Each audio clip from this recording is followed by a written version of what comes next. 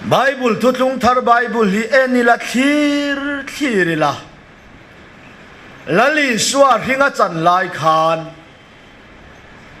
thil makdam takati thil rau pui takati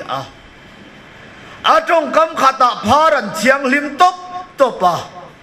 atong kam khata middelin khuan mu atong kam khata kebai te an kal theya atong kam khata mithian thova tong kam khata damlo andama moi ka em mai chu lali suain thil ro pui takati a thil di ro pui ya mu chakin mi tam takin ama anzuya a thil di ro pui ya chan chak le mu chakin anzui vuta chi kata na tha kati em mai chu lali swa thil makti tam tak mutu te khan thil makti tu lali swa nun kol pakhat man omlova zanina yan taksa in lali swa thil di makkan chang lova kan mulova ma se ati maktu nun hilal pan kan chunga da pathiara puiro se alet lingiti ve em Zancin tra matai marka luk zohana kanti hi thuthung thar anilo dan ti fam kim na buani Bible khoya nge thuthunga thar ti chuan Iswa Krista an khen be a thisena luan chua chia khan palama thua thung chowa Iswa thisena chua ma in thuthunga thar lo Zubangin taksa in lali swa ringa chan laya azui tu zong te ka thung lui fa te fekan ni voi ni chuan thi sen zara lalpan thu thung thar fa min siama athil di mak midin mulo ma ila lalpa tharau thiang limit puan na zara voi ni ati mak tunun lalpan min chan ti re pathiara puiro se chu chuan ni khongai na kan ti chu lali swa thil makdam takati mi pui nan zui vuta khaler an khenga an rila tram ta zova gadu em mai chu taksa alali swa zui tu den rila trama an phunno ya khara walal bar huai te be thungaro chu lalpan van manai na chom thin hallelujah Suvangin lalpa chom thin ni tur chuan vo in ni ya tharau huai iniem le puak thai thilin khapa ka re tho na a puak thadu khopa tun lai chu kan pai him po ni lo khen ina ile injur te po hi ni thaya ngem ka thia kha o min duat lu tu ka a ui lam rim phei chu kan nei kimin karia ka du mai helai pathian thu hi lali swar zui vuta tramina nanga ei tur nei tu man om to lo taksai tur hi chu khovel mi zong hian kan la ta cham fet do na ma selal pain puan na chu kharawa huai tan an ta cham ngai lo ve vo india lalpa biak no odong fo tur chuan inun hi thung thar fa ni na lalpa thu tak yan athak kheng sak chem khak kheng nanun kol lo reng I dau ram muti hi chuan tin lo huna na ya tharau tiang lim huai na nuai ya chuan kan tran lak tel lo tharau tiang lim zara lalpan sual la ka po min tiar filime apathian thu vetanya mel chema ila kan soi tha fu do na ni pathian thu chu atak machine pathian ko ngai na hi afia katingoi ngoyen chik maro ei tur anta cham khi an swal wang pon ni lo tak sa thil hi chu anai tam ber pon ala ta cham do ne khovel ro pui na bo hi kan od lo ani lo kan du lo ani lo in le lo cha dai kan du lo ani lo ma se bible chuan chim lo tu ra lung in tiang pakhat ma om lo vati wo in ni in ro pui tak tak kan ti te po hi ala chim ve ka nga ma se ku ta sak lo in nei tu chu tak sa toi ral ma se wa na in nge chon nei si a patia ro pui ro se chung mi na tu te nge ti chuan lal pa ruai lal pa chom ten wa na in nge tan nei ani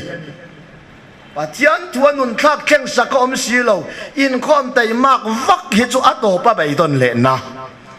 wo in ni a biak in hian patian ram min ti nai lo patian ram kan nai na chu thisen zara ni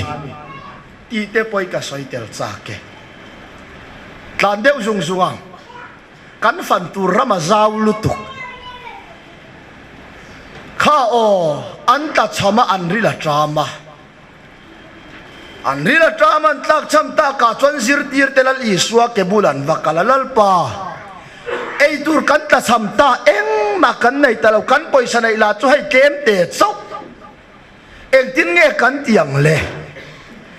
eng tin nge ei tur kan pek ta kang heng mi pui zong zong hi khang un lai khan mi pa chau hi bible mi hinga chiar mi hinga chiar lo mai cheu hi lo ma chong thei thei a lo chang cheu tak tak ka chuan ha mai chia tin lo chong thei fu a pumora ran nu hawa mà ni ngồi mấy rồi in pi e việt trăng in buổi khác lu tục chỉ cái tan trả cái gì mà nghe mi ba châu bộ Bible sang à anh du buổi treo tên này phải chuẩn sĩ anh tiếng anh phát tên này chỉ mà tiêu anh tâm khó bằng hang mi tay anh tin nghe ai tur kan pe kang anh tia lal isuan varon về cái tu em mày chút lal isuan vắt tip kalau tipung lo kang ti tamay lo chuan nang manin ay tur pero an pe thai lo an nai sa na kin bok si lo an pe thai lo le an kin lo wangin lal isuan vapana ma se apan tu denun kha ala tom lo ti lal para hetata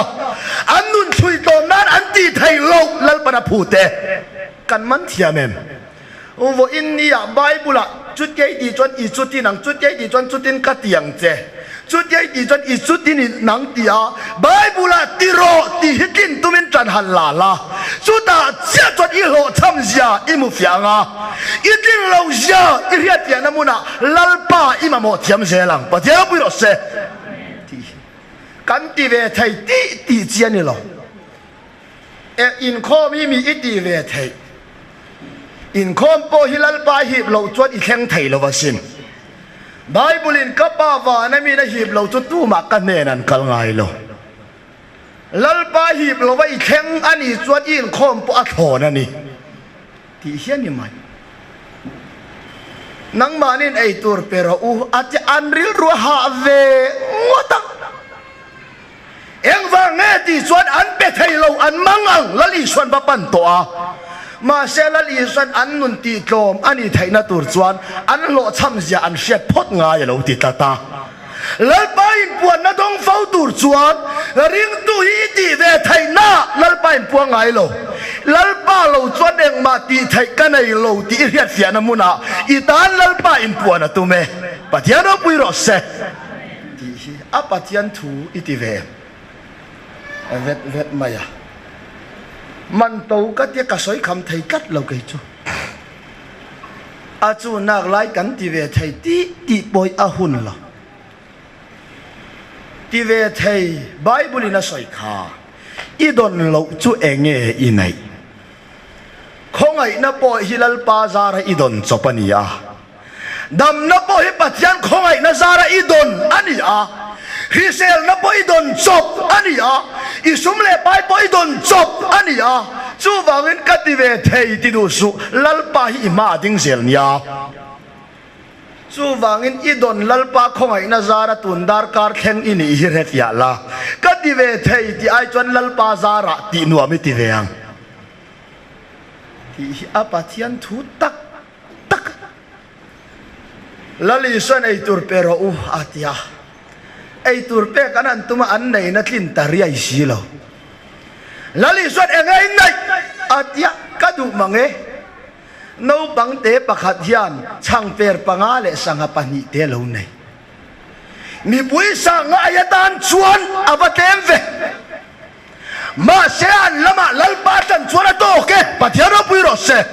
lalpa lama kan tan chuan atilo kan lama lalpa atan chuan hallelujah kan trăng tu ra ni ti chia đi lo imut lain lalpa la mai trăng thei lo ina tho lain pathian la mai trăng thei lo isum do lain lalpa lama I trăng thei lo khoi na wanga ilam trăng lalpa hi ifak lo thei lo zo kang chu wangin lalpa lama kan trăng tur ti te hi pathian thu angai na hello te kal kong ani Bible hi en ro lalpa lama kan tan chuan atilo lalpa laka kan hello phot chuan lalpa laka hello tur po hian athil ti thaija piat yang ai ma sa chumi ni lova in ti hello tum po hi tan lak na mayani zaina yan o athing bode ulekin isoi tiang u dule in kan ho huna achek kan chun zom don ya kati dewan pathian thu hi ani na anga soya hun tak angai thatu ten min lom lo palanga heng ho hian min roi le du lo palanga ti hi rong bol turil ruput mang tur po ni lo indu le min roi lo ula kan ha damani maya ti khani mai mi roi non le bai se mi lom na tura sarmon po katum lo Bible mi hing ti lom nge katum Krista mi hing zinga tak tum ni ila Krista boy kanilovang voina yan ka thungai khatu ten lo mem ti ai suan kan sarmuna lalpa lo tiem chu cho poi mo so kan kong khana mi ten min fakem ti ai suan ka member ten na hian thu tak ka fa phaem kan ministry a hian mi ten min soi mo yem ti ai suan kan ministry chunga kan nuna lalpa lo tingem chu cho poi mo be mi fak lo viau si voina kan zirang deu lalpa hi kan nuna lo cham palange ta chuan le nang manin ei tur pero u an pe thailawan mang anga enge in nei ka du e mai a no bang te in chang per pangale sa ha pani anaya lali suwa khan ani chuan so solai so nei pakhat no bang yan chang per pangale sa ha pani anayan tia lali suan ka va panange tita lo chuan no bang kuta lalpan mal som atum lo lalpa mal som tur thil reng chu lalpa kuta khen phot turani pathia chawro puiro se inai sum bai bo lalpa mal som tur chuan lalpa kuta akhen photangai inun na chen yan lalpa mal som ni tur chuan chanchin thazara lalpa ne na inun khen phot ro se chumi khen si lo lalpa khongai na chan le amal som na ton buak tum hi cross mail ma te kal kong ani no bang te sang ken chu halla te ule ala an la a lali swan an ting ati at lu chunga akhai ka nga lalpa he kan nei chun te ine na ka la na che lom thua soya lalpa ku ta la na ka du em mai chu apung ta tiam chuang lo ma se lali swan sem ro Patian ro pui ro se sang per pangale sang apanian sema mi sangai dan ai seng lo hallelujah iman thiamen kan kau khani kan tlem viau po ni ro se lalpa khwai kan ni chona tok nia kan mini si kan tlem ani pon min khwai tu lalpa ni ro se kan sum le pai nei atleme mai evani roi lawang utia buai su lalpa kan lama tan chona tok zel don su wangin Bible hian lau ro utiam lo lau su min ti thi ne sang per pangale sang apani mala soma sem ro u atia asem tu ta na hu phur om ve ngotang anan semangan la zo mayang te ha om ve do ni ma se ka du mai su lalpa mal som to chu eng mai na ngam lo ve pathian pui ro se inun hilal ba mal som ani chuan nangma do tu tia wangin inung tol ngai lowang nung tol le mai nun kan kol lova uvo in nia nei tlem awang lalpa fak thailok nanun po kan kol lo min shwai tu lalpa ni tatalo kadu mai a sem ro wati an sema ma se an sema a hek thai der lo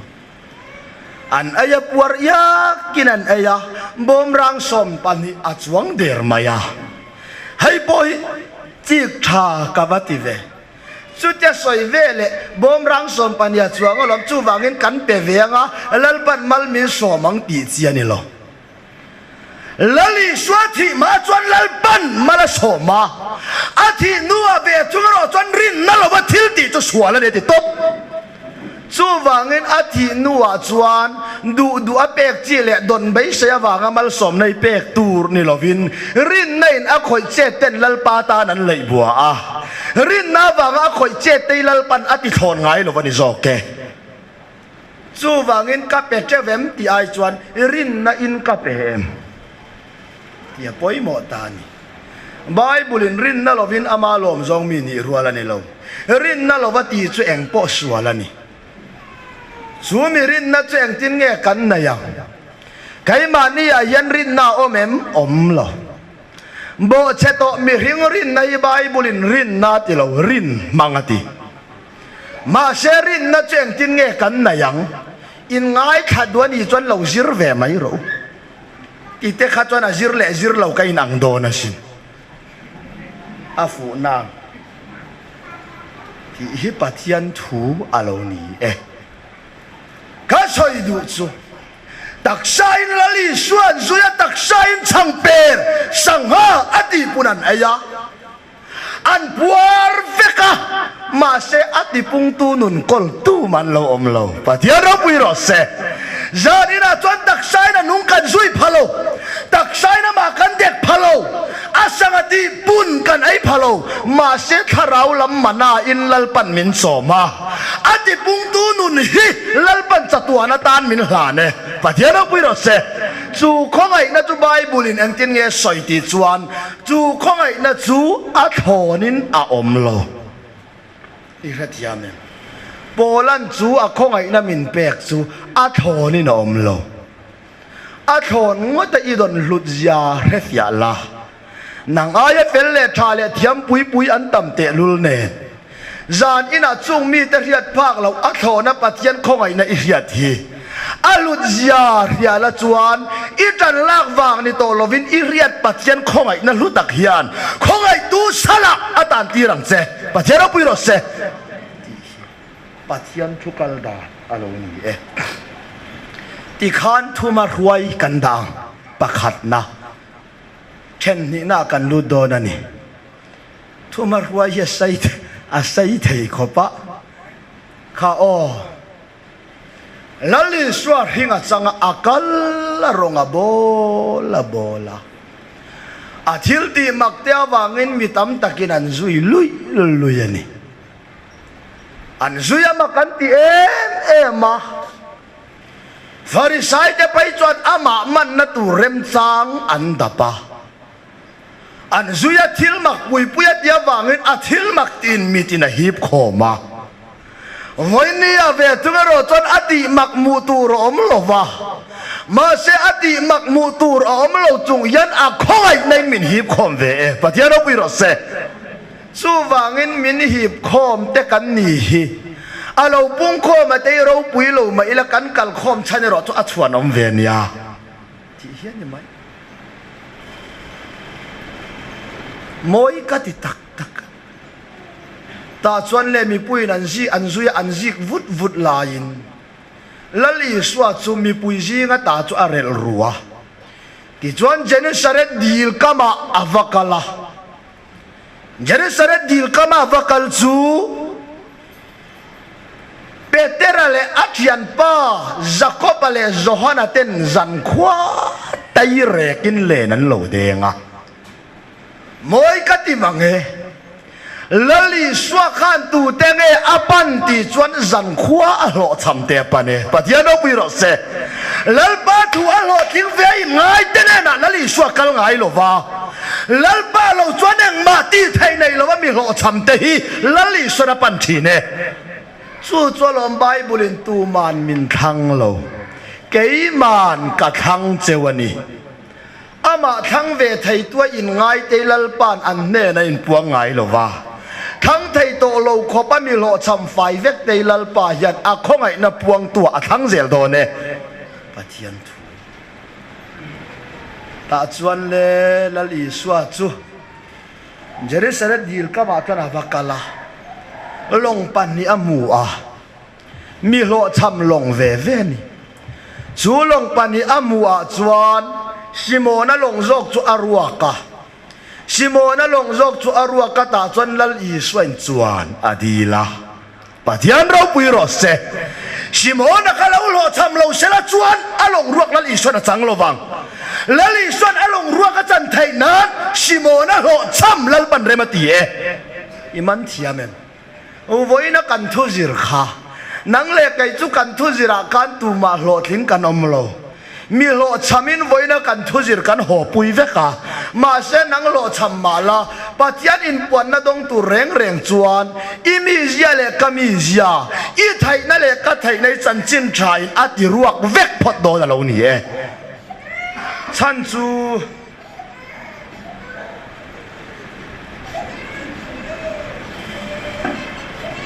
tu na ka tuin na nawa khan phan le lut do ni la aruak ani zet lo chuan leilu na tur munom tat lo leilu ani thai na tur chuan a om sa ti ruwa photanga ya petera khazan khwain le na theng thin mai thei zan khwain an chung ko chom nani a Jerusalem dil ngat phai ka chuan ne so lutuk longa chuanga pukaya na ti en manglo te hian long hia vai vom vel mai maya ane so zia tu tang pangale na den pon sanga ok thau thau ati a har ve ngotang tlang pangaden po sanghan o tlat tur chu Jerusalem dil chu peteran ane so lutu man kuma sanga kan zong velom lenin a dynamo hian sanga tamlai khani a kathian pa tharanen kan denga ta chuan chu kan len den na chuan ani le lama de pa kai le lama sanga tam si a zo te fu pik rul kan han dek dep khale leng phar khap chen chen mai kharan thok chuak kani kayaman mo lutuk o lo hlau lutuk khan kathian pai na thing thi chunga sanga va dep kha ka dai na mo on reng chung chuan a lu ka va hupa a vir cher cher mai a tum ai khan ko ok lian ma ma chian te lu o chu e ya chi si lo buai thak ve teu len swat ya kan vai kha lu ka va khwa a khur tak chur chura veteran zan khwa ina denga lo chama moi ka ti mange o helai hi ngate mit lok pakhat po man lo pakhat ma man lo vin petera alo cham lutuk chuan alen asua len su to reng reng hian den le an tum to lo wani ani chuan petera hian a lo thin fo namuna khan lalpa in puana don na tur chuan lalpa thu a alo lo cham veka pakhat po man lo petera khan den non le tum to lo abaya donga ho tum mya a ho mai don chuan an nui na hawa lau si chung ko chom na ne bu fai pi khat man po hon lo patling wak chuak chu a lau thong ven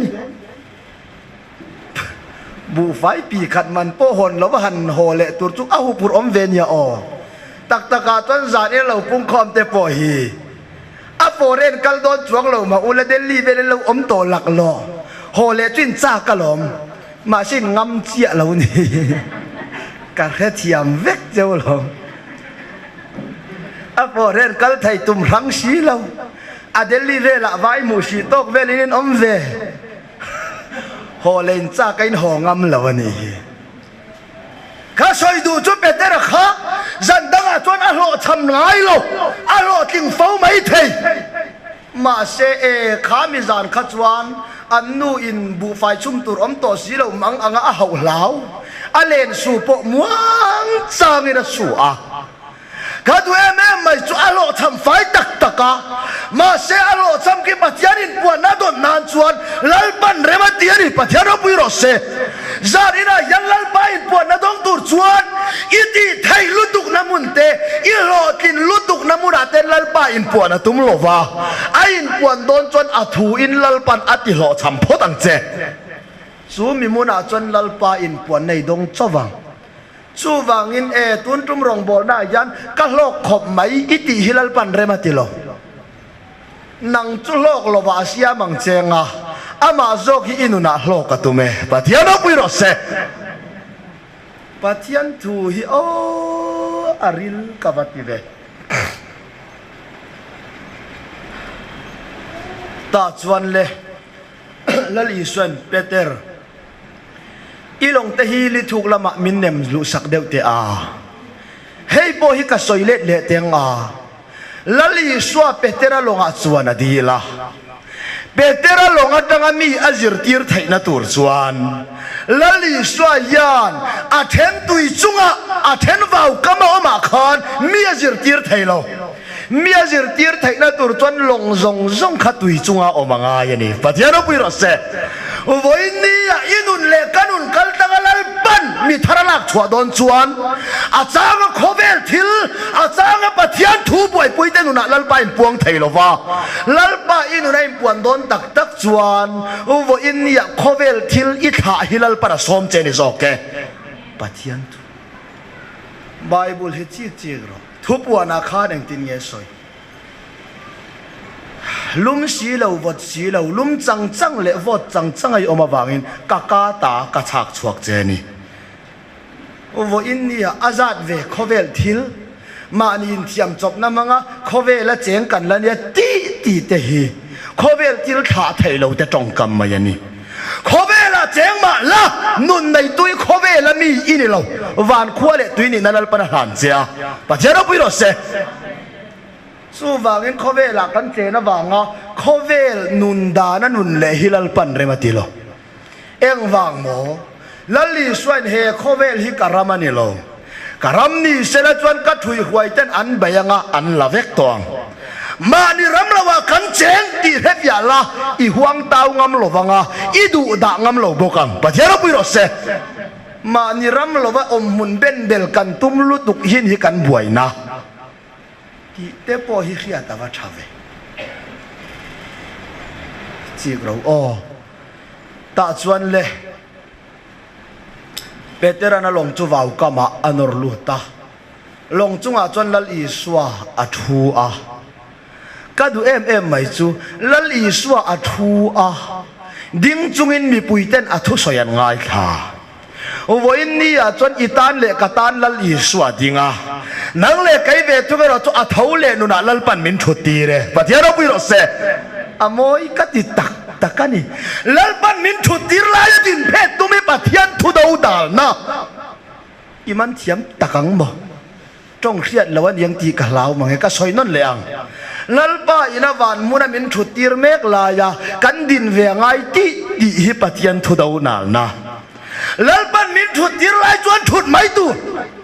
min suai le huna kan kal le mai do na lo pathian opui rose heng ho chan thut huanga ti ti lo tur alal pa berina min thut thuan tir lai ya din phet tum hi pathian do dal na kilo lo tiang a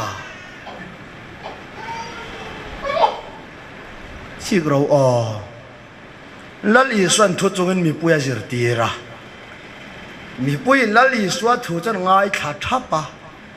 ti chuan lali swa ina azir tir zo ve chuan petera beta beter tera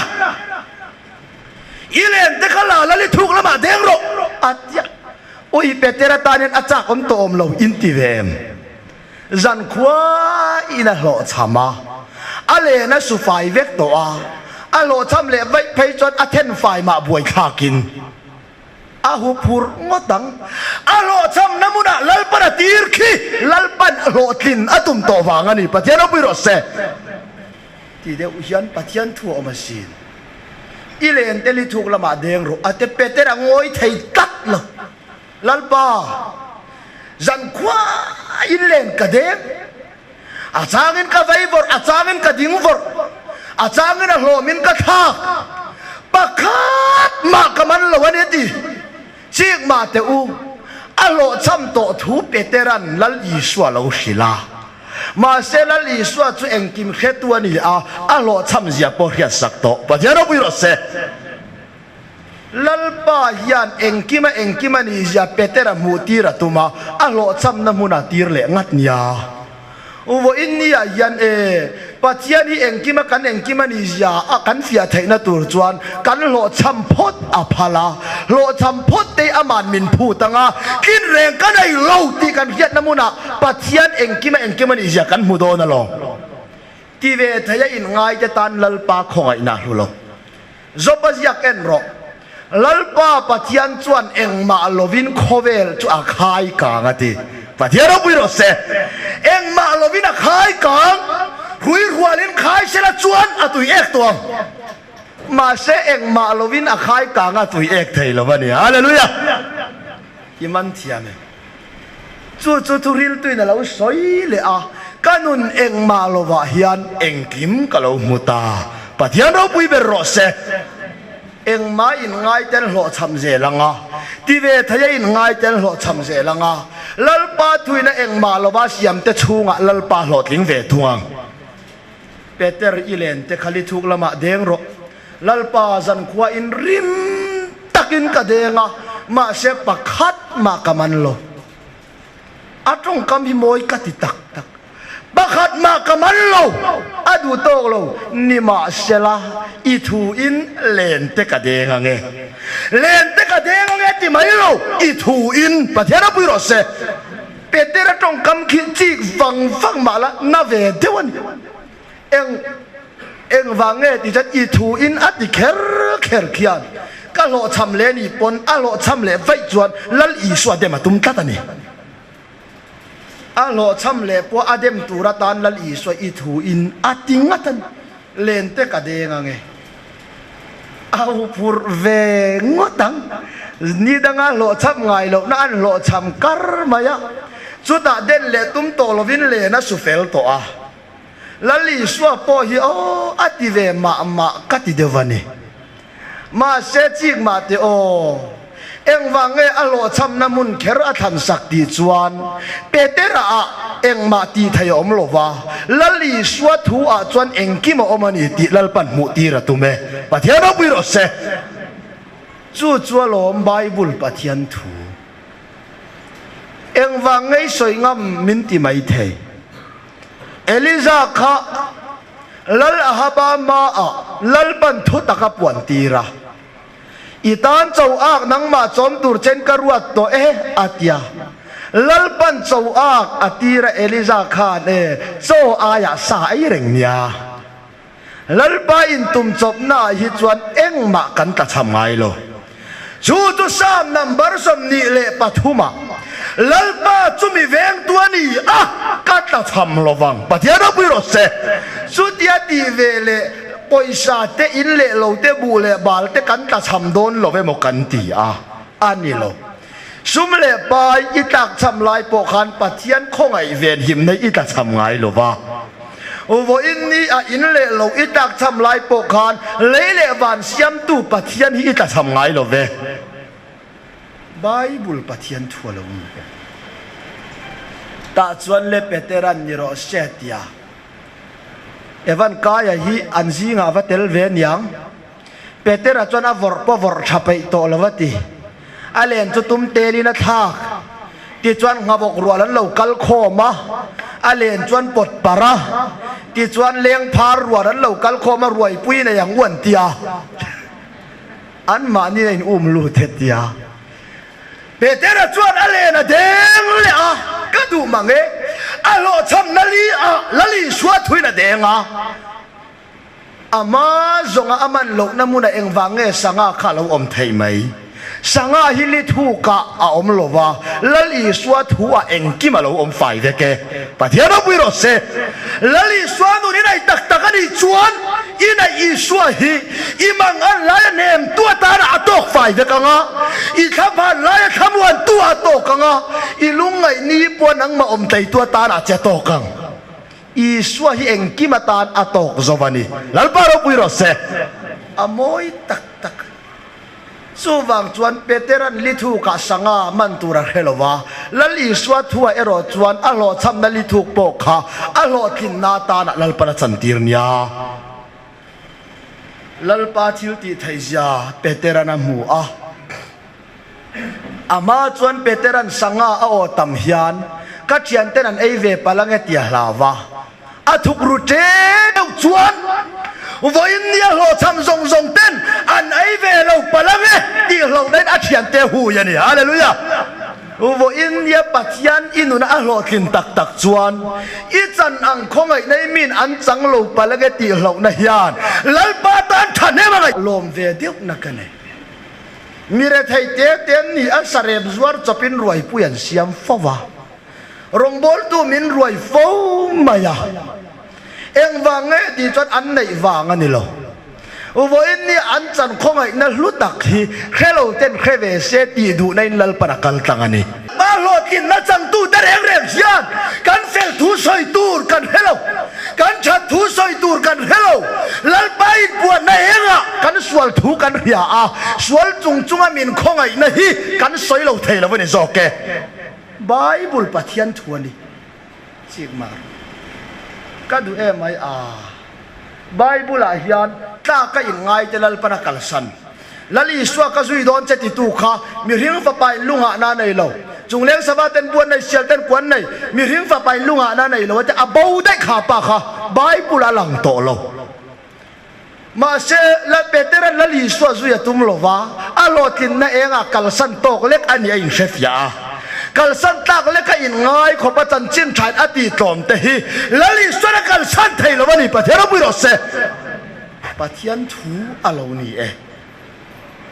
pathian khongai nei I phu reng wanga changa in ngai chuan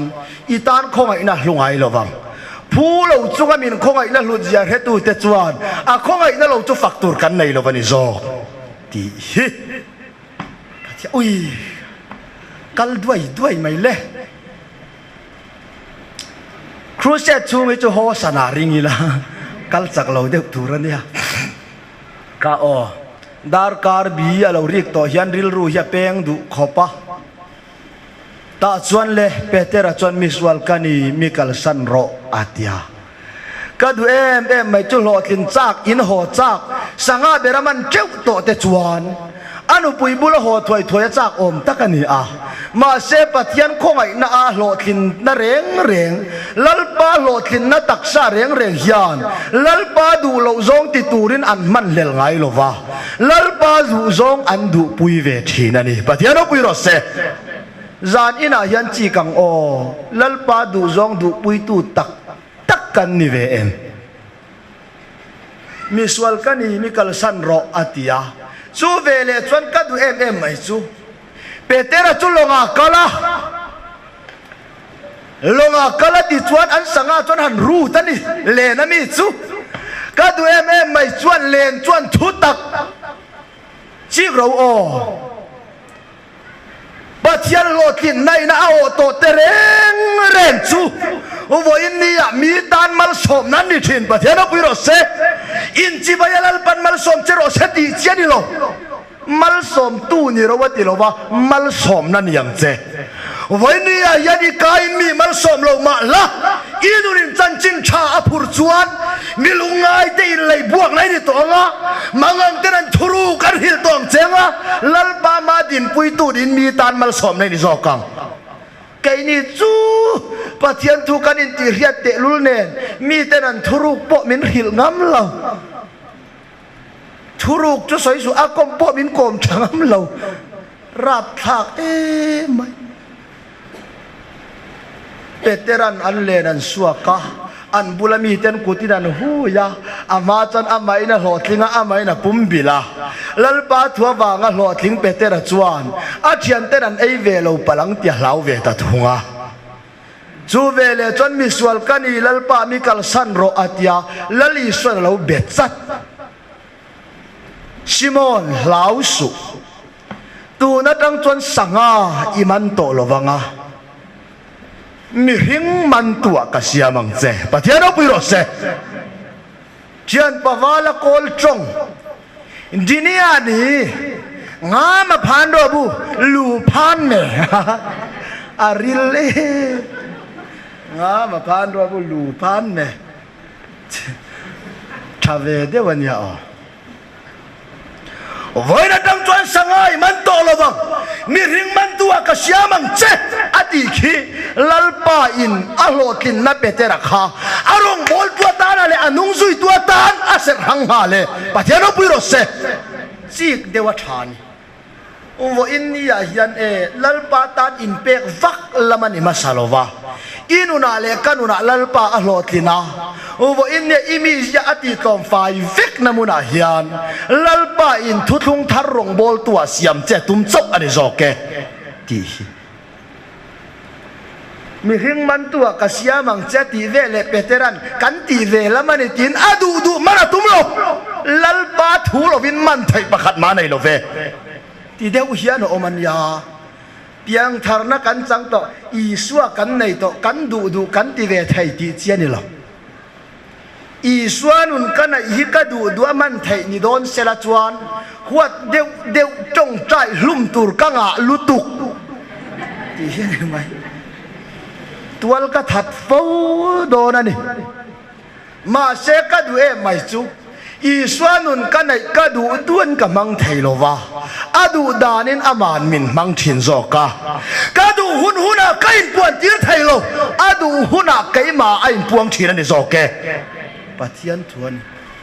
จูไอ้ปวนนะจูรำหวยมาอะดำโลมาอะลัลปนติลังอ่ะดำนั่นจังรำหวยนั้นชัวสันเวเลกัดตีกันสวยงามโลลัลปาทิลตีกันฝักทินปัจจัยเราไปรสเซไว้ขัดจุกเขาปะขัดรำหวยนดชวกตูรินมินกาวโลโอ้ยอันอินชุงขัดินอันวรันดาขัดินอันกดขัดินมีปุยนอมโตอินตีเอวันไม่ขานมิรันโกไกลาจุกคมทมโนกะฮะกับบ้านกันว่าไว้กากเวลอินตีเอวันลุตุกมีหันเบียกปนกับช้างชาวักเราปูมุนข้าอีเรากัลไทยมันที่ปนกระดันเข่งเจียเตียงไงการอินจิทุตักลุตุกมาเสอัตตักปัจจัยเอ็นปวนเราชวนอินติตักจงปอยอเลมเวกเราละนี่ก็อินติตักขบมายะกว่าลูตะขารำไว้ลูกคงนู่ละข้าจักไทยเราโอ้ยสอบปัจจัยเนี่ยเรากัลอันเดียมิลเราเหล่าเดร์เวลขัดจะมิลเราเหล่าเดร์ขัดตักก็มันก็อินติเท่าตุละกว่าเอ็นเวละกันทูเวลเอ็งที่ให้ออกมาก็จะกว่าก็ว่าเบเวละมินช้างชัดูเราอาจิลผัวนัตตาบังหัมมีปานินมินงากก็สุยังไงตีตาจันเลยปัจจัยนี้มินเราเยาว่ากันก็อินติเทก็เรียกเราไล่ก็เราจะปูเร่งโตจงใจมาฉันไม่โดนฮีกัดยะอินชูงมีเตวรันดามีเตโปนมีเตรังไงขัดชับก็โนชัวไล่มวนซักรู้ตุกะจงใจยะหลมโอ้ยอาช่ำหลักก็ช่ำดิกก็อุลุกราบค่ะช่ำฟูตักกันลัลปาอิสวามิงอินเนนักกันนั่นลาเนกติสุอารันเมงอามาไอเมงเลียนโจกอารมหวยนดชวกตูเรติตะเราจัดไก่มาโจกันอินาจังกัดชวกอาซาทักเสียสุโอ้ยจิลติไม่เจียนี่ละรำหวยงำนุนจุกันกอละมาเซมีเตมากันมวลเผากันลัลปันกันจะเป่าลูกนานรำหวยมาปกันต่อมาละพัลเนียอีกทีนึงเกนี่รำหวยเนกันนี่เรากันกอลเฮียนรำหวยเนอะมาเสอกอลตู้กันจะเป่าลูกนานรำหวยมาปกันต่อมาละปันละพัลเจเลปะเทียร์ปุยโรเซที่เห็นไหมข้ามีจุ่มแคร์ขัดจุกระจากเบอร์ตุลีร์ฮีดีกรีสมรุกเวลเฮงยิงเชล่าดีกรีงาปกข้าอามาตอนเนี่ยดีกรีสมรุกเวลเฮงยิงเชล่าเลยขิจัดเชล่าตัดได้ละที่กระจากลุตุกโอ้ยกันลูเฮียนอาร์บอมฮิตอย่าลัวไหมนี่จะทักตะกันไอ้อินที่เอวันเดลุเนนอันนดสวักไทยละวันเล่อันรอนเตีย do tan soi lo thu di kan soya lalpa tel lo chon khoi mun poi kan tan mual pho na ve kan ni e lalpa tel lo chon ini tin dar kar man poi mual pho na ting ve ka pathian khong ai na wa ga him chau ini kha sapau tur kan om lo nia chu wang chuan o aman to ka ti tak tak veteran mi ring man tua ka siamang chamin tia ka du ka va man teng ti ta lo chuan lalpan mi ring man tua ka siamang che ti vele achan pathian khong ai na khi luwa ti lu tu ka ni tin lalpa po ngai sak man lo wa sangaman tu ve mai lalpan arong bol tua ta na an ser hang ta kha petera lom lu tu ka a lut zia a hiat ya na chuan along de tu vau ka ma huai ka ya eng kim kal sanin ama zuita pathian pu ro se chi ro o alo tin na sanga along le ale teka adu to lo ani lova ma se a phu to kalalpa en kol na chang lova phu lo khongai na chan hlut ya hetu petera chuan ai zon na zong zong po chan chin tha wang na kal san ani chu wo in ni a e eng kim kal san tur le swal kal san fo tur hian kai ma du dan kat hi lo tling thin nge kanuna lalpa lo ting thin inuna lalpa a lo tin tak tak chuan ini tin hun mana lalpa du lo zong po hi chan chin thain a riat tirang chenga chumi muna chuan lalpa in kal san tur dik tak a kal san tir thinang che pathian ro pui ro se pathian thu alo ni e chu wangen vo in nia kan phu to kin lalpan min en kol lova phu lo khongai na min hlana kan ni na anga minen kol lova a khongai na tun dar kar khenga van lam ruai mi a per po min lakil tir khongai na hlut zia hefia la chu chuan khongai na sala tan ti rang chenga lalpa thanem ngai na khoi lu tang chenga chan chin tha hi mi ten an hiat ve thaina turin a thanem ngai na lalpa na kal tang chenga inai thil le inun na chop hian lalpa ta ni ui to ngai lovang chu khongai na siam puitin kan ni thainan a thulal pan kan zata mal somro